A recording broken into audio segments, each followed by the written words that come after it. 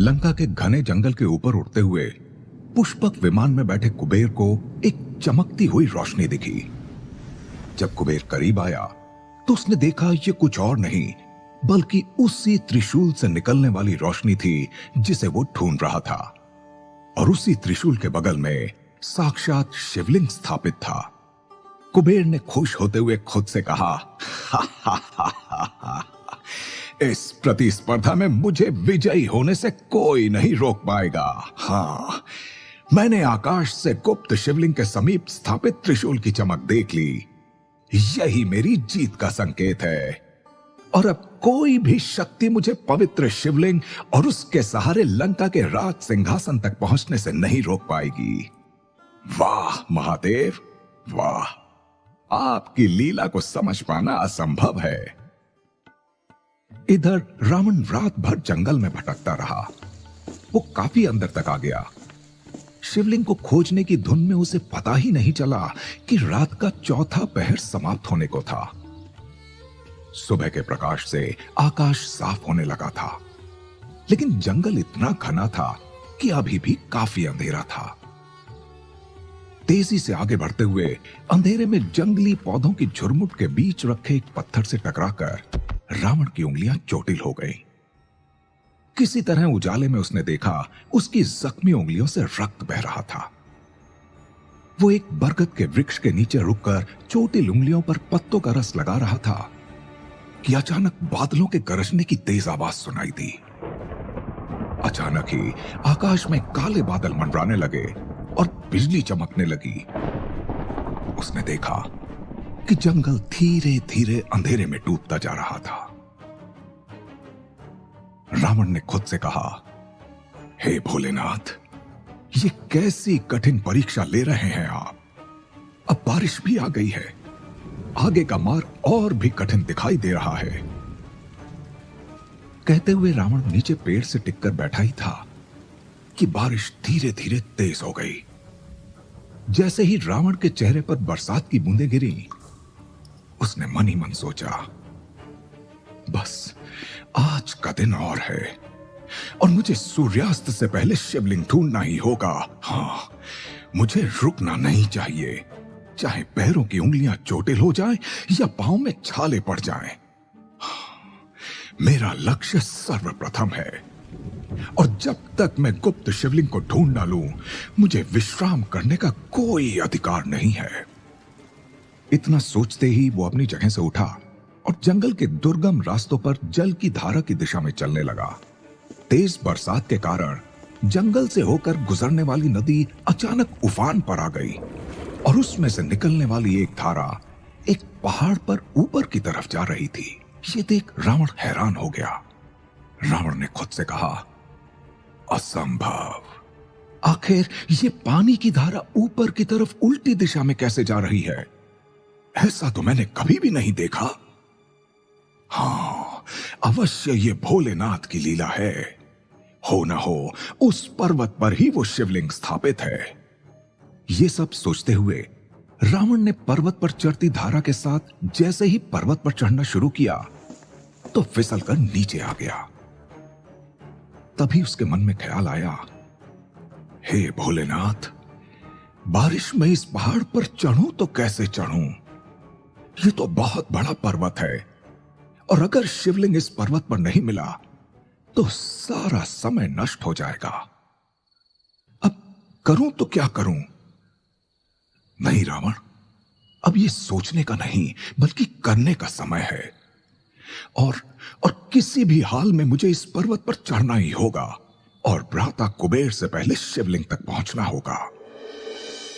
एक तरफ रावण जंगल में गुप्त शिवलिंग की तलाश में अपनी एड़ी चोटी का जोर लगा रहा था, तो दूसरी तरफ महर्षि विश्वश्रवा के आश्रम में सुमाली सुबह सुबह गुस्से में पहुंचे और बोले, एक ऋषि होकर आपको झूठ नहीं बोलना चाहिए महर्षि, क्योंकि मेरे नाती रावण ने जंगल का कोना कोना पता लगा लिया है और वो अभी तक नहीं आया है।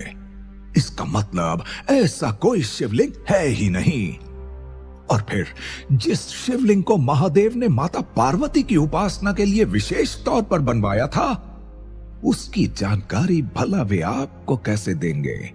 मुझे तो लगता है ऐसा कोई शिवलिंग जंगल में स्थापित ही नहीं है।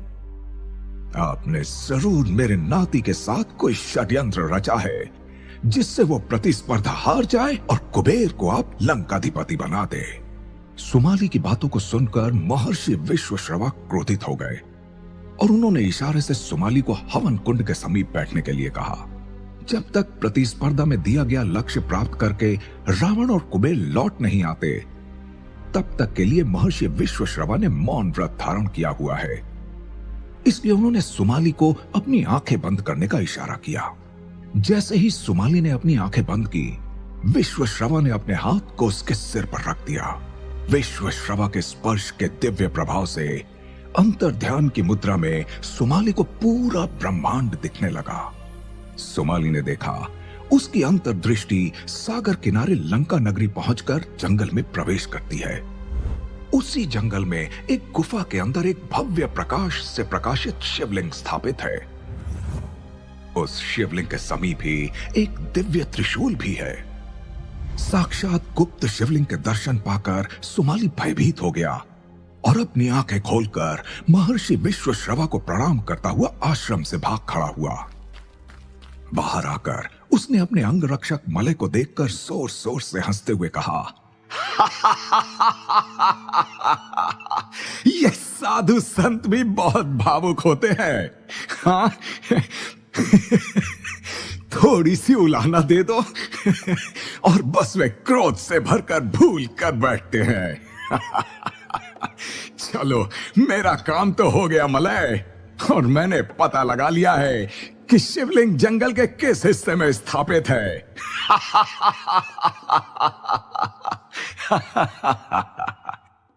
ठहाके मारकर हंसते हुए दोनों जंगल में कैकसी के पास चले जाते हैं। इधर जंगल में बारिश थमने का नाम ही नहीं ले रही थी। रावण का पूरा शरीर भीग चुका था। उसने पर्वत पर चढ़ने के लिए पेड़ की लताओं से एक बड़ी सी रस्सी बना ली थी। रावण ने वो रस्सी पर्वत के किसी पेड़ पर फेंकी और चढ़ने लगा। बारिश की वजह से बार बार उसके पैर फिसल रहे थे। उसका शरीर मिट्टी में सना हुआ था, लेकिन रावण ने अपनी पूरी ताकत के साथ चढ़ने के लिए जैसे ही कदम बढ़ाया, उसने देखा कि वहीं पास से दूसरी ओर से धुआं निकल रहा था। जिज्ञासावश वो धुएं के निकट जाने लगा। उसने देखा कि एक लकड़हारा ठंड से कांप रहा था और इसलिए उसने चट्टान के किनारे लकड़ियां जलाई हुई थी ताकि ठंड से राहत मिल सके। रावण ने नजदीक जाकर कहा, आपको प्रणाम। आप कौन हैं? क्या आप इसी घने वन में निवास करते हैं? रावण की बात सुनकर लकड़हारे ने कहा, आइए महाबली रावण, आइए। इस जंगल में मैं मवेशी चराने का काम करता हूं, लेकिन बारिश में फंस गया हूं और इससे अधिक आप मेरे बारे में जानकर क्या करेंगे? हाँ, आप इतना ही जान लें कि मैं आपका मददगार हूं। इस ठंड में आप चाहें तो थोड़ी आग की गर्मी ले लें। आगे और भी चुनौतियां आपकी राह देख रही हैं। ठंड के कारण अगर आप बीमार पड़ गए तो प्रतिस्पर्धा कैसे जीतेंगे? रावण ने आश्चर्य भाव से कहा, अरे, आपको यह कैसे पता चला कि मैं एक प्रतिस्पर्धा को पूर्ण करने के लिए वन में आया हूं? इतना कहकर रावण आग के पास चला गया। रावण ने देखा कि लकड़हारे के चेहरे पर एक अजीब सी मुस्कुराहट थी। बूढ़े लकड़हारे ने जवाब दिया, ये तो पूरी लंका को पता है कि आपके और कुबेर के बीच में स्वर्ण महल के लिए प्रतियोगिता हो रही है, और मैं तो यहां आता रहता हूं, इसलिए मुझे सब पता है। मैं जानता हूं कि महादेव ने जगत शिल्पी विश्वकर्मा जी से गुप्त शिवलिंग की स्थापना किस स्थान पर करवाई है। हाँ, मैं आपको आसानी से उस स्थान का पता बता सकता हूं रावण। उसके बाद आपको लंकाधिपति बनने से कोई नहीं रोक पाएगा। आइए, आप आइए मेरे पीछे। कहते हुए लकड़हारा आगे बढ़ने लगा। रावण, जो आश्चर्य भाव से लकड़हारे की बात सुन रहा था, लकड़हारे के आगे बढ़ते ही उसकी नजर उसके पांव के अंगूठे पर पड़ी, जिसमें एक काला धागा बंधा था। अचानक रावण ने आगे बढ़कर जलती हुई लकड़ी उठा ली और लकड़हारे के सिर पर हमला कर दिया। रावण का प्रभाव इतना तीव्र था कि बूढ़ा लकड़हारा धरती पर जा गिरा और दर्द से कराहने लगा। रावण ने चिल्लाते हुए कहा, दुष्टासुर, इससे पहले कि मैं तुझे परलोक पहुंचा दूं, तू अपने वास्तविक वेश में आकर बता कि तू कौन है और मेरे मार्ग में क्यों आए हो। जो लकड़हारा अभी अभी रावण के प्रहार से करा रहा था, उसकी बात को सुनकर ठहाके मारकर हंसने लगा और उसका रूप भी बदलने लगा। देखते ही देखते वो लकड़हारे से एक राक्षस रूप में परिवर्तित हो गया। रावण ने कहा, इस भारी वर्षा में जलती हुई सूखी लकड़ियों को देखकर ही मुझे संदेह हुआ था, और फिर जब मैंने तुम्हारे पैर के अंगूठे में बंधे काले धागे को देखा, तब तो मुझे स्पष्ट हो गया कि तुम कोई लकड़हारा नहीं हो, बल्कि कोई बहरूपिया हो। बाएं पैर के अंगूठे में काला धागा पाताल लोक के दैत्य ही बांधते हैं। अब चुपचाप मुझे ये बता दो कि तुम्हें किसने मेरे मार्ग पर भेजा है। तुम किस उद्देश्य से यहाँ घने जंगल में मेरी प्रतीक्षा कर रहे थे। जोर जोर से हंसते हुए दैत्य ने कहा, हाँ, मैं एक असुर हूँ, परंतु मैं तुम्हें हानि पहुंचाने के लिए नहीं, बल्कि तुम्हारी मदद के लिए यहां तुम्हारी प्रतीक्षा कर रहा था। तुम्हें ज्ञात नहीं है, लेकिन मैं तुम्हें बता दूं कि जिस प्रतिस्पर्धा के लिए तुम इस घनघोर जंगल में भटक रहे हो, भटकते रह जाओगे। और उधर तुम्हारा भाई चौथी शर्त पूरी कर चुका है, और चौथी शर्त का मतलब तो तुम्हें पता ही है महाबली रावण। तुम चाहो तो मैं तुम्हें अभी गुप्त शिवलिंग का मार्ग बता सकता हूं। दैत्य की बात सुनकर रावण क्रोधित हो गया और जलती हुई दूसरी लकड़ी उठाकर उसने दैत्य पर पुनः प्रहार करते हुए कहा, नहीं चाहिए मुझे किसी की मदद। मैं स्वयं अपने बल पर सभी नियमों का पालन करते हुए इस प्रतिस्पर्धा को पूर्ण करूंगा। तुम्हें किसने भेजा है ये बताओ, नहीं तो मैं तुम्हारा अस्तित्व ही नष्ट कर दूंगा। रावण के प्रहार से कराते हुए दैत्य ने कहा, तुम इतने हठी हो रावण, मैं कौन हूं और मुझे तुम्हारी मदद के लिए किसने भेजा है, ये तुम्हारे लिए अभी पहेली ही बना रहेगा। मैं जा रहा हूं रावण। इतना कहते ही वो दैत्य अदृश्य हो गया और जलती हुई अग्नि अचानक बुझ गई। अचानक हुई इस घटना से रावण स्वयं आश्चर्यचकित था। उसको ध्यान आया कि बारिश थमने लगी है और अब वो तेजी से पहाड़ी पर चढ़ सकता है। रावण कुछ कदम पीछे गया और भागते हुए तेजी से बड़े बड़े कदम रखते हुए पहाड़ी पर चढ़ने लगा। अपनी तरफ से रावण ने गुप्त शिवलिंग की तलाश करने में कोई कमी नहीं छोड़ी थी, लेकिन बाधाएं कदम कदम पर उसकी प्रतीक्षा कर रही थीं। आधी पहाड़ी पर चढ़ते ही रावण ने देखा जल की धारा लगातार ऊपर जा रही है, लेकिन उस रास्ते पर एक विशाल पेड़ मार्ग के बीचों बीच खड़ा हुआ है, जिससे पानी की दिशा में रावण के लिए आगे जाना कठिन था। रावण चाहता तो उस वृक्ष को लांग कर भी मार्ग में आगे बढ़ सकता था, लेकिन उसने वृक्ष के विशाल तने को मार्ग से हटाने का फैसला किया। जैसे ही रावण ने वृक्ष के मोटे तने को पकड़कर मार्ग के किनारे खिसकाना चाहा, कि उसने महसूस किया कि वो अपनी जगह से हिलने की जगह उस तने ने रावण के पूरे शरीर को जकड़ना शुरू कर दिया है। देखते ही देखते पूरा वृक्ष एक विशाल सांप में परिवर्तित हो गया और पेड़ का ऊपरी भाग सर्प के फन की तरह हवा में लहराने लगा। रावण को समझते देर नहीं लगी कि लकड़हारे की तरह ही यह भी किसी मायावी शक्ति का छल है। उसने अपनी भुजाओं की सारी ताकत सर्प की जकड़न से स्वयं को मुक्त करने में लगा दी।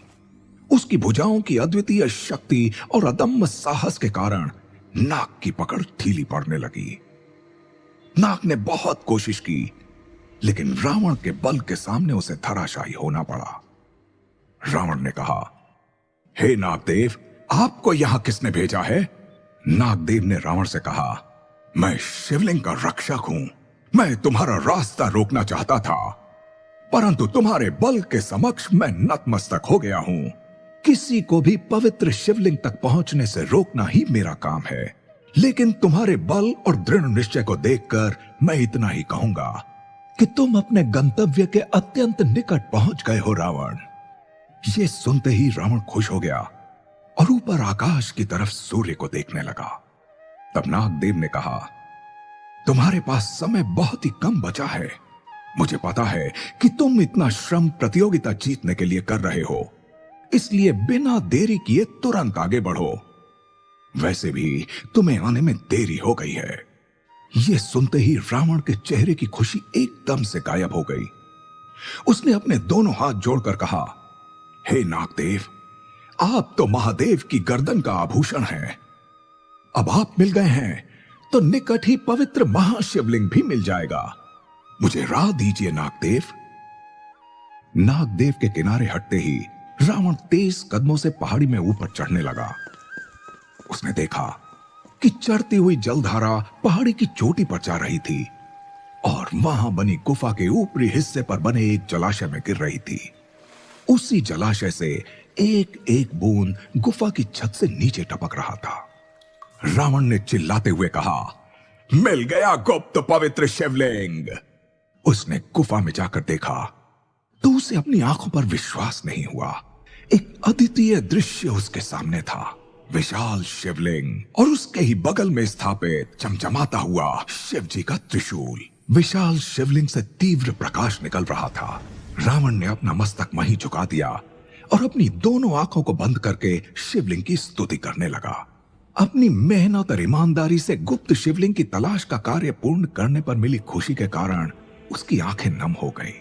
रावण की अश्रुधारा से शिवलिंग का जलाभिषेक अनजाने में हो गया था। जब उठकर रावण ने अपनी आंखें खोली तो देखा कि एक वृद्ध सफेद बालों वाले ऋषि उसके सामने खड़े मुस्कुरा रहे थे। उन्होंने उससे कहा, रावण, तुमने सूर्यास्त से पूर्व ही इस पवित्र गुप्त शिवलिंग की तलाश का कार्य पूर्ण किया है।